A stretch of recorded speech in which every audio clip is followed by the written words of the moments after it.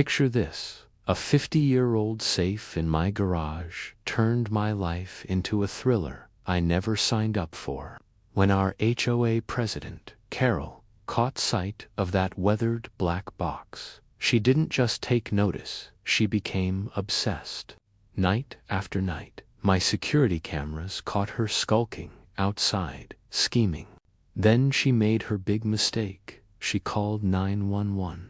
What happened next? In just 45 seconds, federal agents had her surrounded. How did a routine garage check explode into this chaos?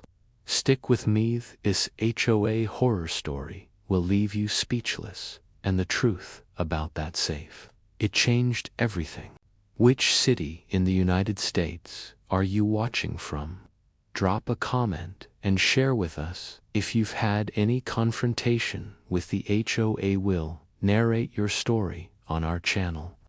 It all started on a quiet Tuesday afternoon in my late grandfather's wood shop, where I was sanding a picture frame for his memorial photo. The air was thick with pine sawdust and the faint tank of old motor oil from the garage. 6 months ago, my grandfather left me this house and everything in it, including that cryptic black safe that would soon flip my world upside down. At exactly 2:47 p.m., a sharp, relentless knock rattled the door. I just checked my phone, debating if I had time for another coat of stain before dinner. The pounding was so aggressive, I half expected the wood to splinter. When I swung the door open, there was Carol Carter, gray blazer crisp, clipboard clutched like a weapon, lips pursed as if she'd been chewing on resentment. "I'm Carol Carter, HOA president," she declared, as if I hadn't seen her prowling the neighborhood daily for 3 years. "I need to inspect your garage for compliance with community standards." Now, I'd heard the neighbor gossip about Carol, how the Johnsons repainted their house 3 times to meet her impossible demands. Exact shade of beige, the Hendersons were forced to remove their kids' treehouse because it was architecturally inconsistent with the neighborhood aesthetic. But I was new to home ownership, still grieving my grandfather, and frankly tired to argue, so I led her through the house to the garage, hoping this would be quick and painless. The moment we stepped inside, her eyes locked onto the safe like a hawk spotting a mouse. It sat in the corner, about 4 feet tall and 3 feet wide, black as midnight, with faded gold lettering that read JM 11968. My grandfather's initials in the year he'd acquired it. Harold's entire demeanor changed. Her clipboard lowered slowly, and she took 3 deliberate steps toward the safe, her sensible heels clicking against the concrete floor. "What is that?" she asked, though it was obviously a safe. "Is that military equipment. We have strict regulations about storing military items in residential areas." I explained it was just my grandfather's old safe.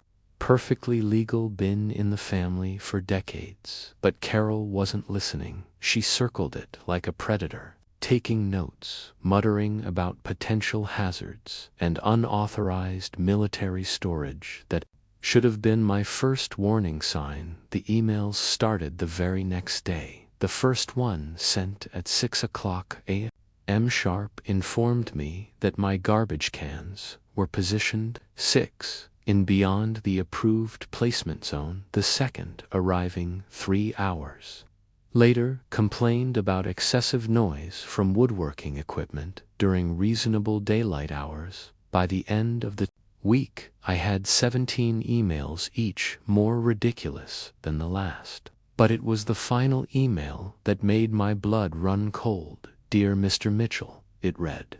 "After careful consideration, the HOA board demands the immediate removal of the military weapons storage. unit from your property. Failure to comply within 7 days will result in legal action. Attached was a photo of my grandfather's safe, clearly taken without my permission. Someone had been in my garage again. I immediately installed security cameras, 4 of them covering every angle of the garage and driveway. What they captured over the next few nights made my skin crawl. Carol appeared every single night between 2 and 3 o'clock a.m., always dressed in dark clothing, always carrying a small tactical flashlight. She would stand at my fence line, shining her light directly at the garage window, trying to get a better look at the safe. On the 3rd night, the camera picked up audio. She was talking to herself, or maybe to someone on the phone. It was hard to tell, but I distinctly heard her say, "It has to be in there. Daddy said it was in there." After all these years, I finally found it. That's when I realized this wasn't about HOA violations or military equipment or any other bureaucratic nonsense. This was personal. Carol Carter wanted something she believed was inside that safe, and she wasn't going to stop until she got it. The following night, I was ready.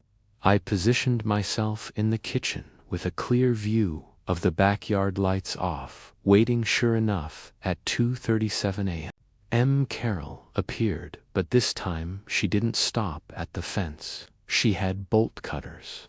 I watched in disbelief as she cut through the padlock on my side gate and crept toward the garage. My hands shook as I grabbed my phone to call the police, but then I stopped. No, I needed more evidence. I needed to know what she was really after. So I let her approach the garage, let her peer through the window with her flashlight. The infrared cameras were recording everything in crystal clear detail. That's when she said something that chilled me to the bone. 37 years, Daddy, 37 years. I've waited to get back what they stole from us. Tomorrow I'll figure out how to get inside. Tomorrow I'll make them pay. She retreated back through the gate, and I spent the rest of the night wide awake, my mind racing. Who was they? What did she think my grandfather had stolen? And more importantly, what was she planning to do tomorrow? As the sun rose, I sat at my computer reviewing the footage again and again. Carol's face in the infrared light looked almost demonic, twisted with an obsession I couldn't understand yet, but something told me I was about to find out exactly what drove Carol Carter to break into my property in the dead of night. I saved the video 2-3 different hard drives and uploaded it to a secure cloud server. Whatever game Carol was playing, I was going to be ready. But first, I needed information. I needed to know what happened 37 years ago. As I stared at the screenshot of Carol's face illuminated by her flashlight, one thing was crystal clear. This was far from over. In fact, it was just beginning. But here's the thing that really got me. When I zoomed in on the video and enhanced the audio, I could hear her whispering something else, something that made my blood run cold. "Do you want to know what?" Carol said when she thought no one was listening. Comment yes below if you can guess what she was planning to do next. Because trust me, even I couldn't have predicted how far she was willing to go. The morning after catching Carol on camera, I decided to fight back the smart way, with her own rules. I spent 72 straight hours poring over the HOA bylaws, covenant conditions, and restrictions, fueled by nothing but black coffee and determination. My dining room table disappeared under stacks of printed documents, highlighted sections, and sticky notes. By the time I was done, my eyes were bloodshot, but I had found exactly what I needed. Carol had made one critical mistake. She'd been so focused on harassing me that she'd violated at least 15 HOA regulations. herself, including unauthorized surveillance of neighbor property and trespassing on residential lots after hours. I composed a 3-page email professionally, worded but devastating in its precision, citing every single violation with corresponding photo evidence from my cameras. The email was a masterpiece of controlled fury. I documented each instance with timestamps, attached compressed video files, and cross-referenced every violation with the specific HOA bylaw. It broke for good measure. One included a spreadsheet calculating the fines Carol should face. According to her own enforcement standards, it came to over $12,000 ICCD, the entire HOA board, and for good measure, 50% of the neighborhood mailing list. The subject line read, "Urgent security concerns and HOA leadership violations evidence attached before hitting send." I also blind copied a lawyer friend who specialized in property law just in case things escalated further. The response was immediate and explosive. Within an hour, my inbox was flooded with replies from neighbors sharing their own Carol horror stories. Tom Rodriguez wrote about how Carol had forced him to remove a beautiful Japanese maple because it was too ethnic for the neighborhood. Sarah Walsh detailed how Carol had measured her daughter's chalk drawings on the sidewalk and issued a fine for defacement of community property.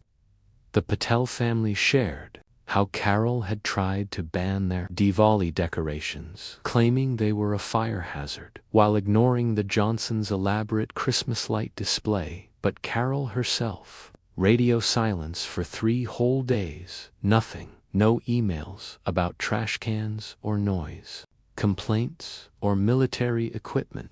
The digital silence was more unnerving than her constant harassment had been during those 3 days.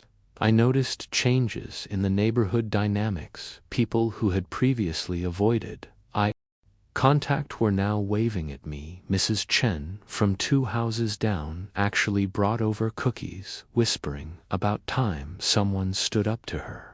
Even the mailman, typically neutral in all neighborhood disputes, gave me a thumbs up. But I knew Carol too. Well, by now she wasn't retreating, she was regrouping. And when she finally resurfaced, she came with a strategy that proved just how dangerous a cornered narcissist could be. The demanding emails stopped, replaced by something far more unsettling. Friendly concern. She started showing up during daylight hours, always with witnesses, always with that fake smile plastered across her face. "Just checking on you, neighbor," she'd say loud enough for anyone nearby to hear. That safe must hold such sentimental value. Your grandfather must have told you all about what's inside. The questions came disguised as casual conversation, but each one was a probe, a test. She'd arrive with different props, each time a plate of cookies, a petition for a new stop sign, a flyer about neighborhood watch, always an excuse to get close to my garage, always trying to peer inside. "Does it have a combination lock or a key?" she'd ask, while pretending to admire my roses. "Your grandfather must have left you the code. Such a thoughtful man," she'd comment while walking her dog past my driveway. "For the 5th time that day, I hope you're not having trouble opening it." "I know a great locksmith," she offered during a staged encounter at the mailbox. The performance was Oscar-worthy to any casual observer. Carol appeared to be a concerned neighbor, trying to mend fences. After a misunderstanding, she even started sending apology emails, CCing the HOA board, expressing regret for any miscommunication about the safe. But the cameras told a different story. Every night she still appeared at my property. Line now, she brought notebooks, sketching diagrams of my property, measuring distances, taking hundreds of photos. One night, she even brought what looked like an old surveyor's map, comparing it to my current property lines with obsessive attention. To detail each interaction left me more unsettled than the last. This wasn't the behavior of an overzealous HOA president. This was something else entirely. I needed answers, and I knew exactly who might have them. Margaret Chen had lived in this neighborhood for 42 years, making her the unofficial historian of our little community. Orchids, with the same care a museum curator might handle priceless artifact. The October sun cast long shadows across her lawn, and the air smelled of autumn leaves and her blooming. Who had learned to respect their body's limits while refusing to be defined by them, Alex? She called out, her face brightening with genuine warmth. I've been meaning to check on you. How are you holding up? We chatted about the weather, her orchids. My woodworking projects the kind of small talk that lubricates the gears of neighborly relationships. I helped her move a heavy planter, and she insisted I try her famous green tea, imported directly from her nephew in Taiwan. We sat on her porch, the wooden swing creaking gently as we rocked. Then casually, I mentioned my troubles with Carol. Margaret's expression darkened immediately, and she sat down her teacup with a sharp clink, in her tone that suggested the sympathy was complicated. Did you know she used to be Carol Morrison before she married that Carter fellow? He and your grandfather were business partners back in 1985.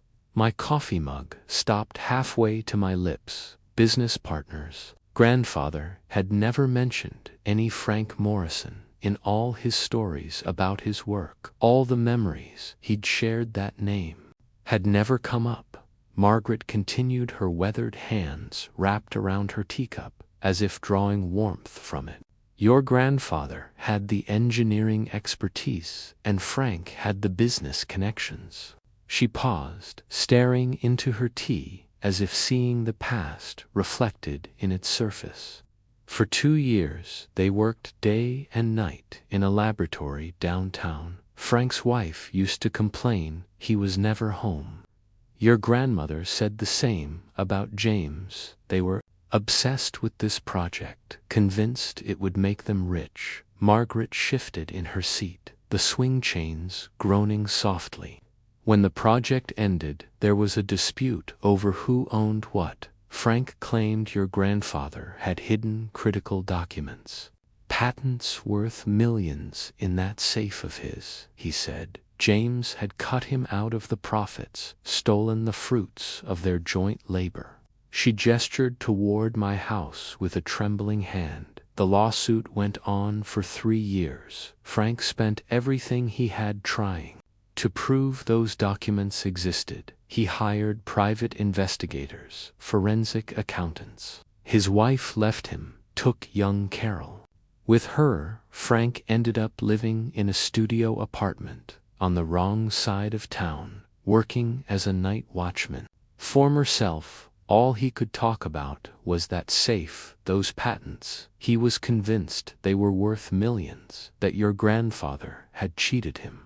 Believed was rightfully theirs. The pieces were falling into place like a horrifying puzzle. Carol didn't want to remove the safe. She wanted what she believed was inside it. This wasn't about HOA regulations or property values. This was about a day-old vendetta, a daughter trying to fulfill her father's dying wish that night. I went through my grandfather's old files with new urgency, looking for anything about Frank Morrison or their partnership. What I found in a locked drawer made my hands shake. There was a folder marked FMM, confidential, containing legal documents. Showed my grandfather and another man standing in front of what looked like a laboratory. Both men were smiling, but even in the old photo, I could see the tension in their postures. On the back, in my grandfather's careful handwriting, JM and FM Project, Screaming Eagle, 1985. Some things are worth more than money. I found letters between them, initially friendly and enthusiastic, gradually becoming tour and formal. The final letter from Frank to my grandfather was filled with barely contained rage. You think you've won, but safe contains exactly what it always has. Nothing that belongs to you. I suggest you move on with your life. Refused, convinced he was entitled to millions. My contemplation was interrupted by an alert from my security system. Motion detected in the garage. I pulled up the live feed on my phone, and there she was, Carol Morrison Carter, dressed in black from head to toe, with a bag of tools that would make a professional burglar jealous. It was 3:15 a.m. This time she hadn't just cut the lock on my gate. She had somehow gotten into the garage itself. The camera showed her pulling out a small device, running it over the garage door until it beeped. A frequency scanner she'd captured and replicated. My garage door opener signaled the level of premeditation was staggering. I watched in stunned silence as she went to work on the safe with the determination of someone who had been planning this for months, maybe years. She tried everything: pry bars, hammers, even what looked like a portable drill designed for bank vaults. The safe, built to military specifications in the 60s, didn't yield an inch.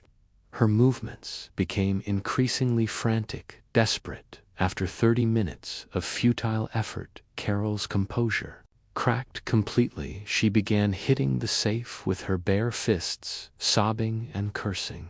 "Why won't you open?" he screamed. "I know it's in there. Daddy told me it was in there. Those patents are mine. That money is mine. You stole our future, you bastard." The raw pain in her voice was hard to hear, even through the camera feed. This wasn't just about money or revenge. This was about a daughter who had watched her father destroyed, who had grown up in poverty because of a business dispute she probably didn't fully understand. But then she said something that changed my perception entirely. Through her sobs, I heard her say, "Mommy left because of this safe. Daddy chose it over us. He said once he got it open, she'd come back, she'd love us again." The tragedy of it all hit me like a physical blow. Frank Morrison hadn't just lost money in his obsession. He'd lost his family, and he'd passed that poisonous obsession on to his daughter, like a cursed inheritance. But sympathy only goes so far when someone is breaking into your home. I saved the footage, making sure to capture her clear admission of attempted theft, her mention of the patents, and most importantly, her statement about knowing what was inside. As Carol finally gave up and retreated, leaving my garage in disarray, I knew I had a decision to make the next morning. I sent Carol an email. No threats, no accusations, just a simple message. "I have something you need to see, I believe. It concerns your father." Attached was a single screenshot from the night's footage. Blurry enough that she couldn't be certain it was her, clear enough that she would know I knew. I thought I was being clever, offering her a chance to back down before things got worse. Her response came back in less than 5 minutes. 7 words that changed everything. "You don't know who you're messing with." To turn off her location services, the email metadata showed she was at Morrison Industrial Supply, a business I'd never heard of. A quick search revealed it was a demolition equipment rental company. And that's when things went from bad to worse.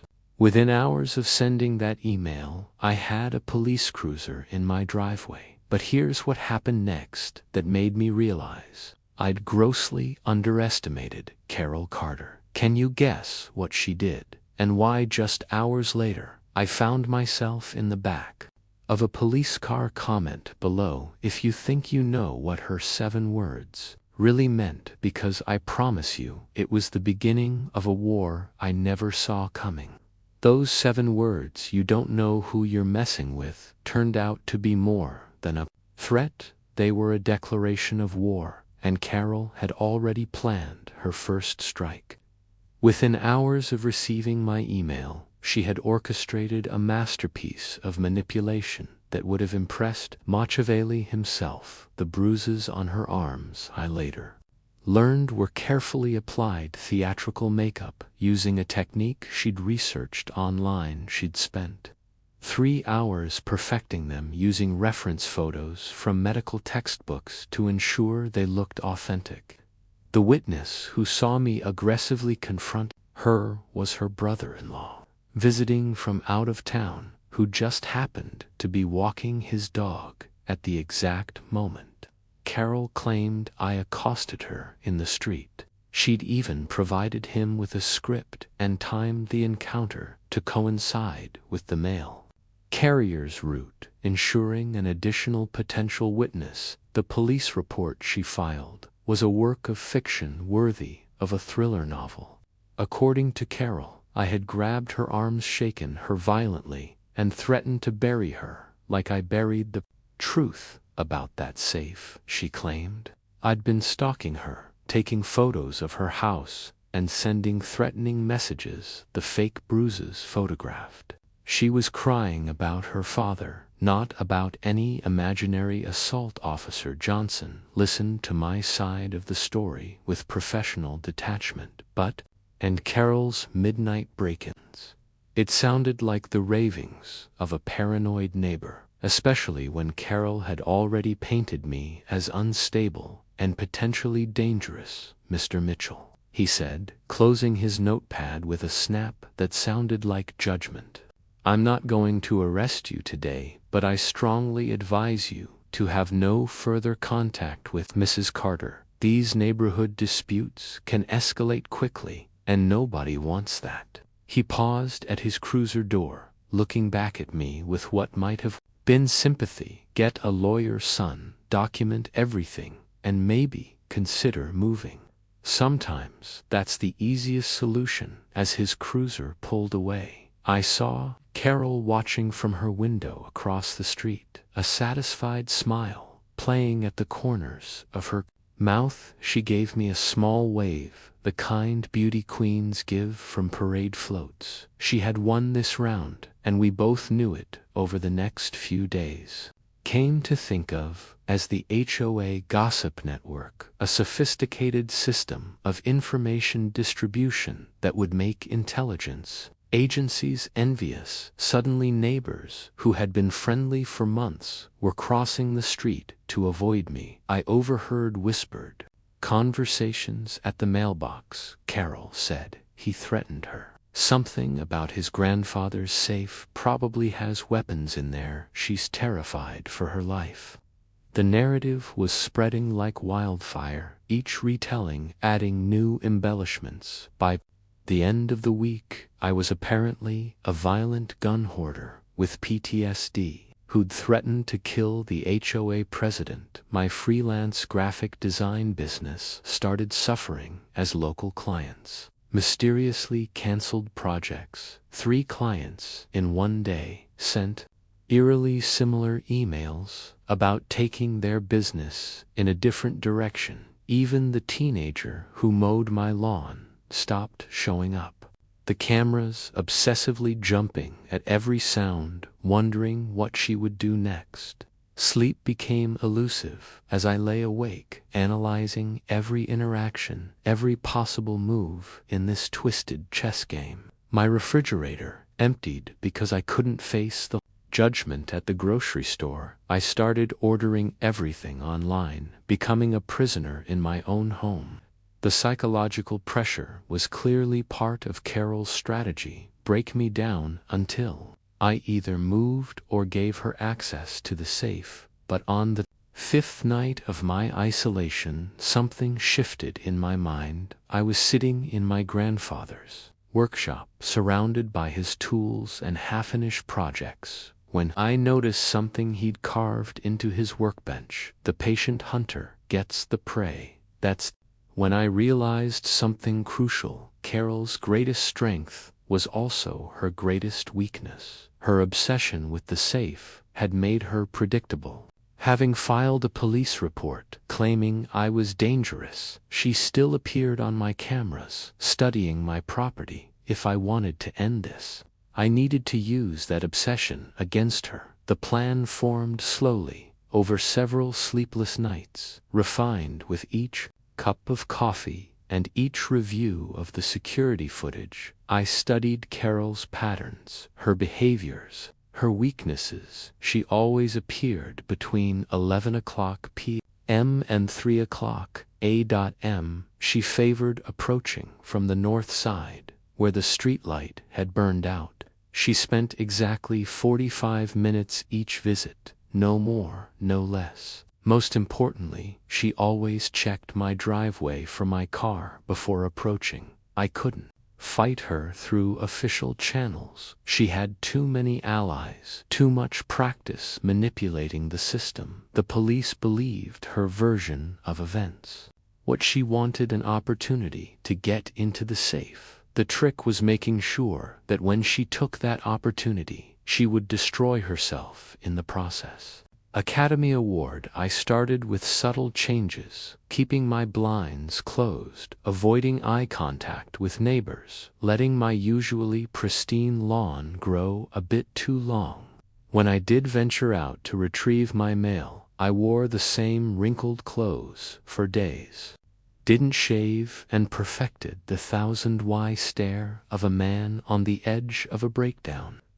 I made sure to be visible during Carol's peak surveillance hours, pacing in front of windows, running my hands through my hair, occasionally throwing things in carefully. Orchestrated displays of frustration. I even staged a few phone calls near open windows, voice raised just enough to carry, "I can't take this anymore. She's destroying my life. Maybe I should just leave." The performance was exhausting, but necessary. Within a week, the neighborhood gossip network was buzzing with news of my deterioration. Poor Alex. I heard Mrs. Patterson tell her walking group. Information without realizing it was planned. Fortunately, Margaret Chen proved an unwitting ally. I knew she met with her book club every. The key was making my visit seem spontaneous and desperate. I showed up at Margaret's door, looking disheveled, asking if I could borrow some sugar, a transparent excuse that fit perfectly with my breakdown narrative. "I'm thinking of taking a trip," I told Margaret loud enough to carry across the fence line where Carol was pretending to prune already perfect roses. "Maybe Arizona, visit some of my grandfather's old Air Force buddies. I need to get away from all this stress." Margaret, bless her heart, immediately offered to watch my house. Her concern was genuine, which made the deception feel worse, but it was necessary. "What about the safe?" she asked, unknowingly playing her part perfectly. "I know it means a lot to you." I sighed dramatically, running my hand through my purposely unkempt hair. "I found some of Grandfather's old papers last night. There's a note about the combination. It's connected to the date he was discharged from the military, January 15th, 1968. I'll deal with it when I get back. Right now, I just need some space." From the corner of my eye, I caught movement. In Carol's garden, she had frozen mid-cut her pruning shears, suspended in air like a conductor's baton, waiting for the orchestra to begin. Her body language screamed, barely contained excitement. The seed was planted, and I could practically see it taking root in her obsessive mind. Phase 3 was the most complex and required an investment I hoped would pay off. I installed new cameras, smaller and better hidden than the previous ones. These weren't your average home security cameras. These were professional-grade equipment used by private investigators with cloud storage, live stream capability, and most importantly, the ability to capture clear audio from 30 feet away.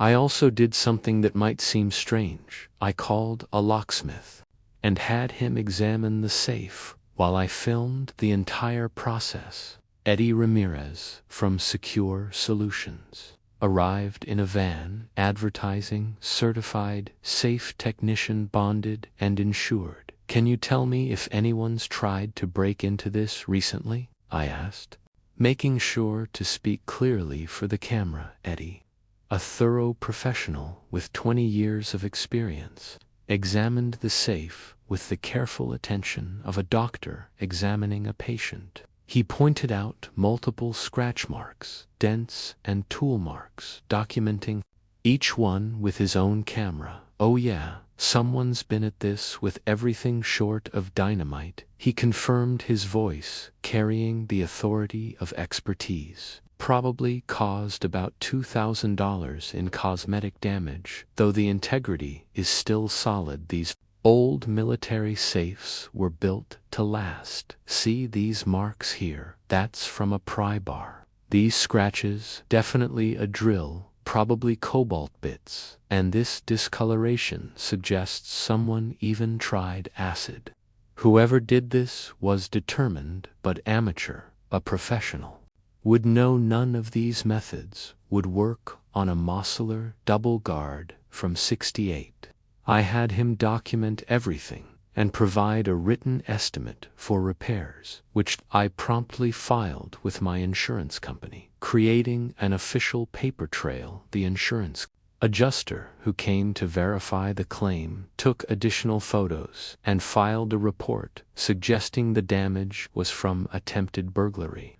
Another piece of evidence in my growing arsenal. Then came the masterstroke. I created a fake travel itinerary complete with flight confirmations to Phoenix hotel reservations at a Best Western near Luke Air Force Base and even a rental car booking.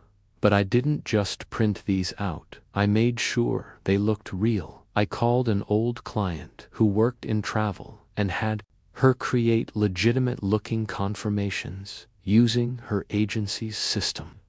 The documents would pass any scrutiny. I made sure to leave the printouts visible on my kitchen counter when I knew the pest control service was coming, a service whose owner, Rick Carter, just happened to be Carol's cousin. I acted distracted and upset when Rick arrived, apologizing for the mess, mentioning I was leaving town to get some peace. "Family troubles," I told him, knowing full well the information would reach Carol. Within hours, the next day, I made a production of packing. I loaded suitcases into my car in full view of the neighborhood, making multiple trips, looking harried and exhausted.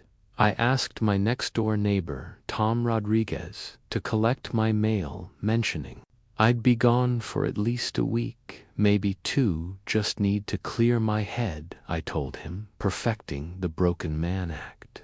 This whole thing with Carol, I can't deal with it anymore. In reality, I drove to a motel 40 meters away, called the Stardust, in the kind of place that still used actual keys instead of key cards, and didn't ask too many questions. As long as you paid in cash, I set up my own command center in room 117. 3 laptops showed feeds from different cameras. My phone was ready to record, and I had the local FBI field office number saved just in case, because what I'd discovered in my research was fascinating. Interfering with certain types of military property, even decommissioned items, could trigger federal involvement, and that safe, with its Department of Defense property markings that I carefully ensured were visible after Eddie's inspection, might just qualify.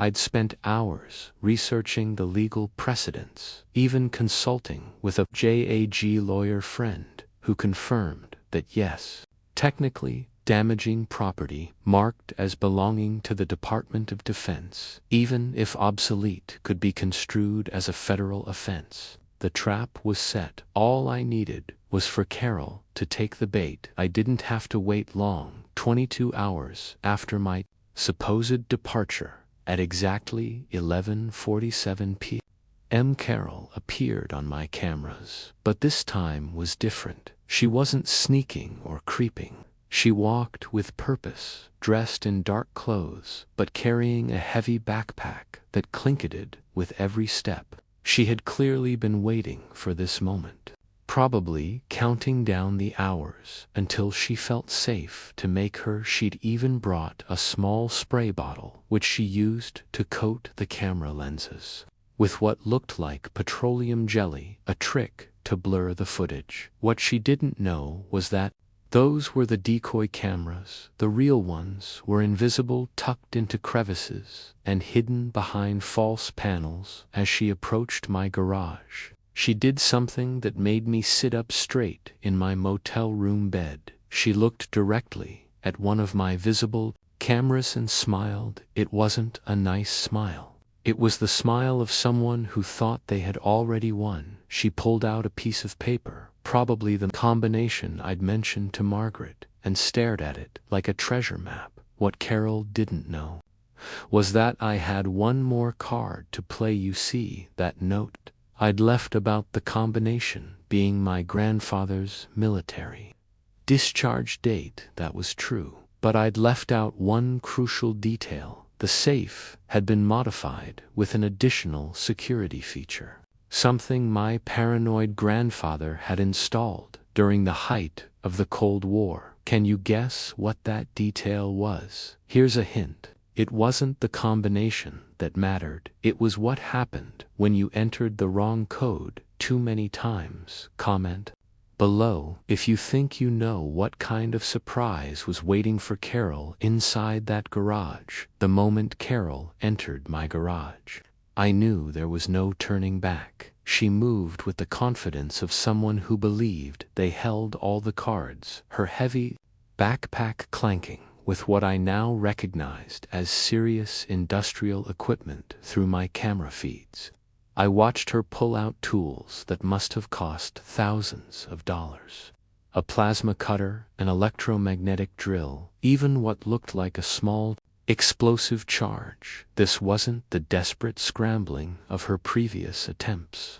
This was a woman who had spent the last 22 hours researching, planning, and acquiring everything she needed to crack a military safe. She set up her equipment methodically, laying out each tool on a drop cloth she'd brought, organizing them like a surgeon preparing for a complex operation.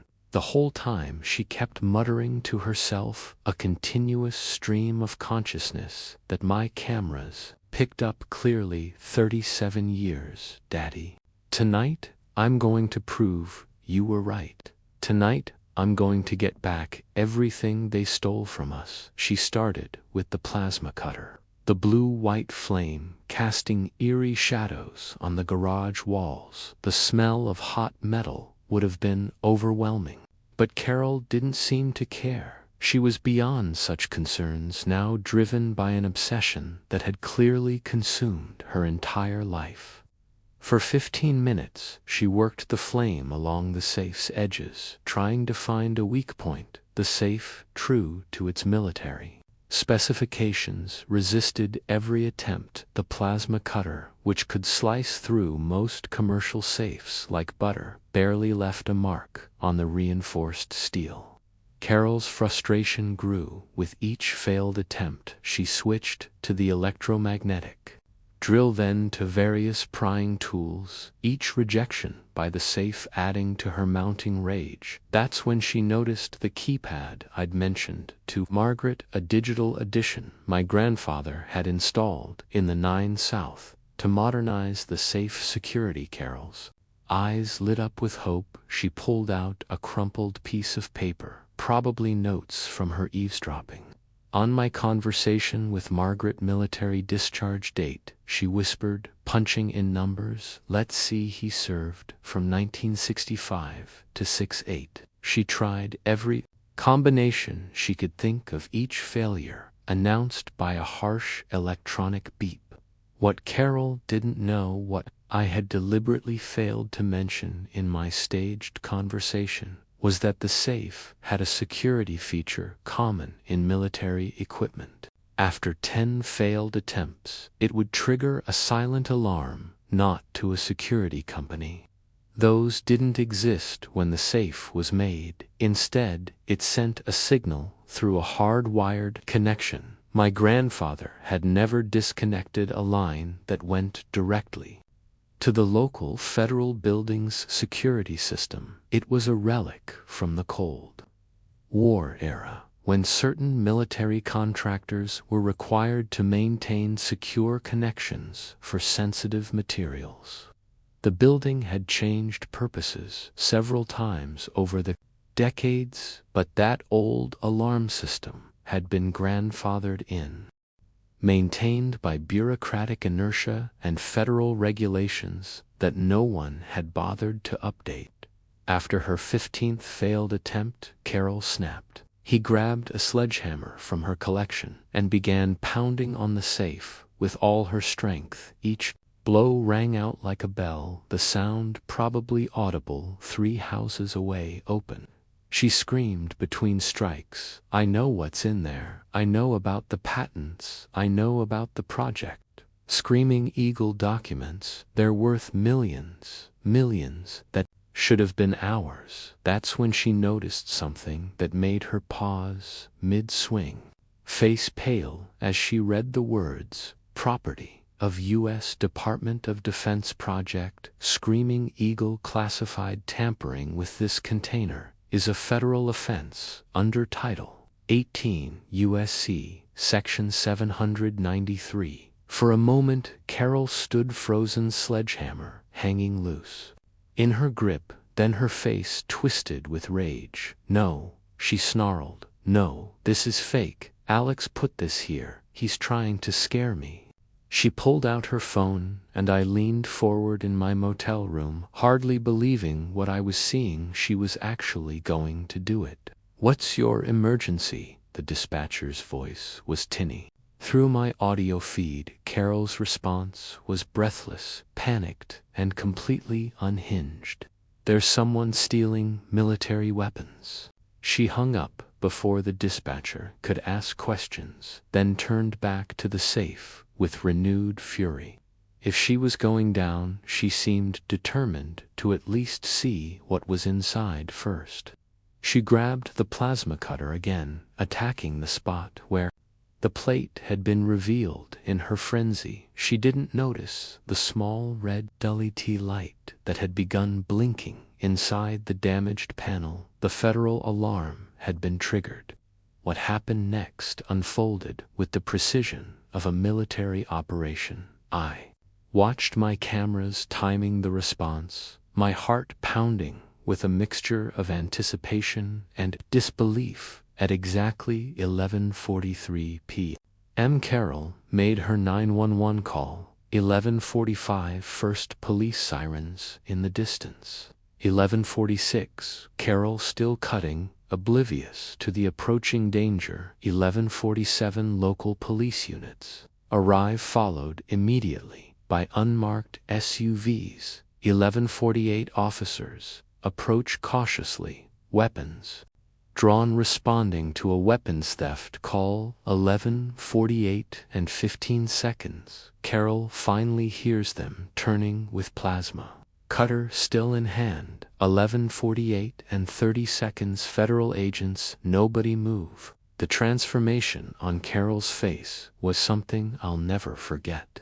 It went from rage to confusion to absolute terror. In the span of 3 seconds, federal agents in full tactical gear swarmed into my garage, completely ignoring Carol's protests about being the one who called 911. They secured the scene with practiced efficiency. One agent immediately spotting the damaged federal property plate on the safe. Ma'am, step away from the safe and put your hands where we can see them. The lead agent commanded. Carol, still holding the plasma cutter, seemed frozen in shock. No, you don't understand. I'm the HOA president. I called you. He's the one with the weapons.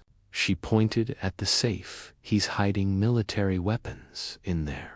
The next few minutes were a blur of activity. Carol was handcuffed. Her rights were Reed and agents began documenting the scene. One of them, an older man with gray temples who introduced himself as Special Agent Miller, examined the safe with particular interest. Project Screaming Eagle, he said to his partner, I'll be damned. We still get alerts from these old systems, once in a blue moon, usually false alarms from deteriorating wiring. He looked at Carol, who was now sitting on my garage floor, in handcuffs, mascara streaming down her face. But this is deliberate tampering with federal property, and that 911 call filing a false report about weapons theft. He shook his head. Ma'am, you're looking at some serious charges here. Carol finally found her voice. My father said there were patents in their military technology worth millions. It belongs to my family. James Mitchell stole them from us. Agent Miller's expression shifted to something almost like pity. Frank Morrison's daughter, he said quietly. We have a file on your father, Mrs. Carter. The investigation was dropped when it was determined he never actually had access to the documents he claimed to possess. Your grandfather, Mr. Mitchell, refused to press charges for the repeated break-in attempts. Carol's world shattered in that moment. You could see it. In her eyes, everything she had believed, everything her father had told her, the narrative that had shaped her entire life, it was all a lie. No, she whispered. No, Daddy said. He promised me. Agent Miller pulled out a tablet and showed her something. I couldn't see from the camera angle. These are the declassified records from Project Screaming Eagle. Your grandfather, James Mitchell, was indeed the lead engineer. The patents you're referring to were related to a new type of ammunition storage system. They were classified for 20 years, then released to the public domain in 1988. They've been freely available at the patent office for over 3 decades. Your father knew this. He was notified when they were declassified. The truth was more brutal than any punishment. Carol had spent her entire adult life chasing a treasure that didn't exist, honoring the wish of a father who had lied to her until his dying breath. She broke down completely, sobbing on my garage floor while agents continued their work. I watched from my motel room as they loaded her into a federal vehicle. The local police secured the scene, and Agent Miller left his card tucked into my door with a note to contact him as soon as I returned from my trip 3 months later. I sat in a federal courtroom watching Carol Carter be sentenced. The charges were substantial: destruction of federal property, filing a false emergency report, attempted theft of government property, and criminal trespass. Her lawyer tried to argue for leniency based on emotional distress and a lifetime of manipulation by her father, but the judge wasn't moved. Your personal beliefs, however deeply held, do not give you the right to terrorize your neighbors or destroy federal property. Your actions could have resulted in someone being seriously hurt or killed. This court sentences you to 60 months in federal prison, 5 years. Just like that, Carol Carter went from HOA president to federal inmate. As they led her away, she looked at me one last time, stood in front of my grandfather's safe. The damage from Carol's attacks was evident. I had the combination. I'd always had it. My grandfather had given it to me years ago made me memorize it, but standing there I realized some secrets are better left buried. I wasn't going to let it destroy another. I hired Eddie the locksmith to repair. The cosmetic damage had the federal property plate properly restored and left the safe exactly where it had always been, a monument to my grandfather. A reminder of how obsession can destroy lives and a mystery that would remain unsolved 6 months. After Carol's sentencing, Margaret Chen stopped by with cookies and neighborhood gossip. The HOA had elected new leadership, someone who actually cared about community rather than control. Property values were up, neighbors were friendlier, and the suffocating atmosphere of Carol's reign had lifted like morning fog. Do you ever wonder what's really in there? Chocolate chip cookie. Every day, I admitted. But you know what? I think my grandfather knew what he was doing when he left it locked. Some boxers aren't meant to be opened. Margaret nodded thoughtfully. Your grandfather was a wise man, though I do wonder. She trailed off, then shook her head. No, you're right. Some mysteries are better left alone. As she walked away, I stood in my garage, looking at the safe that had caused so much trouble. The afternoon sun slanted through the window, highlighting the repaired sections where Carol had tried so desperately to break in on impulse. I reached out and patted its cool metal surface. Thanks for keeping your secrets, old friend, I said quietly. Then I went back to my wood shop, picked up a piece of cherry wood. My garage, but every now and then, usually late at night, when I couldn't sleep, I'd find myself standing in front of that safe combination running through my head. After all, my grandfather had kept it locked for over 50 years.